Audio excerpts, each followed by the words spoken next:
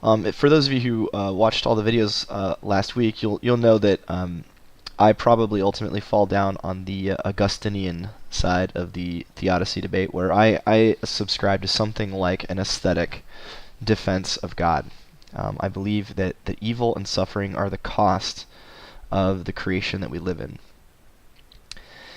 And you'll also notice, if you did the reading last week, especially the excerpt from the brothers Karamazov, that is exactly what Ivan's protesting, right? He's protesting an aesthetic defense. He's creating an emotional case against the possibility of God, and his emotional case is based on the notion that if you come up with an extreme enough example of evil, you've made it so that evil mark is so evil that no amount of good or no amount of beauty can overcome it, right? So if you think of this in terms of like a painting or a sculpture, right? You think that think of the entire totality of the universe, of time, of the story of our world, of the story of God, the story of everything, right? As just a big tapestry, a big painting on a wall, right? And the idea is that as you step back from the painting, you recognize that there's parts of the painting that are dissonant and jarring, right? They're just not pleasing to the eye.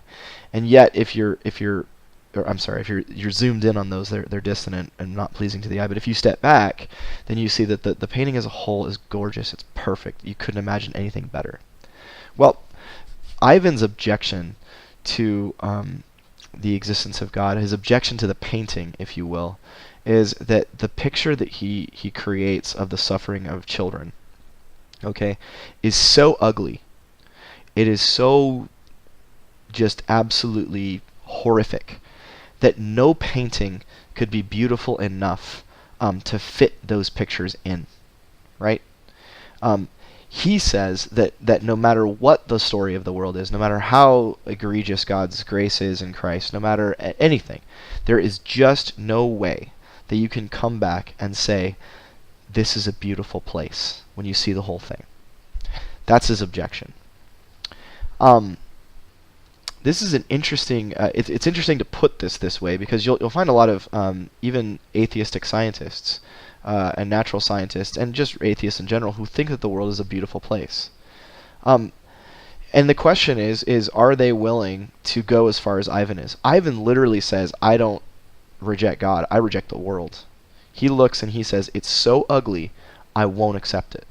This is the feeling that you have when you're at the Holocaust Museum and you see what the Nazis did, and you're like, nope, that's not right. There is nothing that can make this beautiful. That's the emotion that you have in the present, in that moment. And so for those who think that the universe is basically a beautiful place, you've got to say to them, well, then you really don't have an objection to God.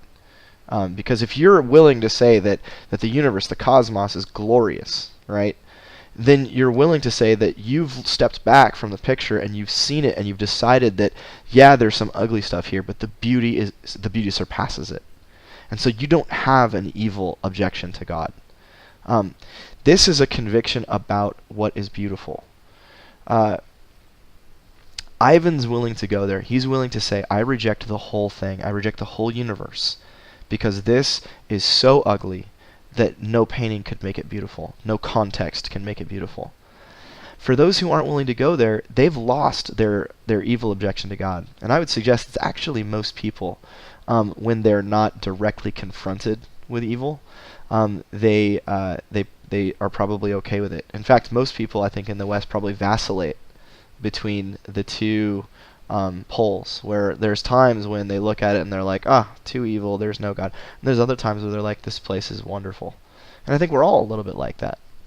And so while I feel the emotive objection that Ivan brings in the moment, I also am convinced that the beauty of the whole is so beautiful that when I have eyes to see it in its totality, I will be overwhelmed. And I will be able, and this is the critical thing, I will be able to say yes to it. Ivan, he says categorically no to the whole thing. I reject the world, he says. I think that when we have the eyes to see and we see the whole as it is, we'll be able to say yes to all of it. will be able to say, yes, it's worth it. Friedrich Nietzsche has a notion of the eternal recurrence. Nietzsche says, well, time's infinite, and there's a finite number of events, so they all repeat over and over. It's a weird idea. I'm not sure what to make of it. But he comes away from it with this idea. He's like, well, if we believe that everything repeats over and over and over again, the best that human beings can do is say yes to all of it, to embrace it, to affirm it. And Nietzsche doesn't even want to say that he thinks that the whole thing's beautiful. I think he ultimately does think that.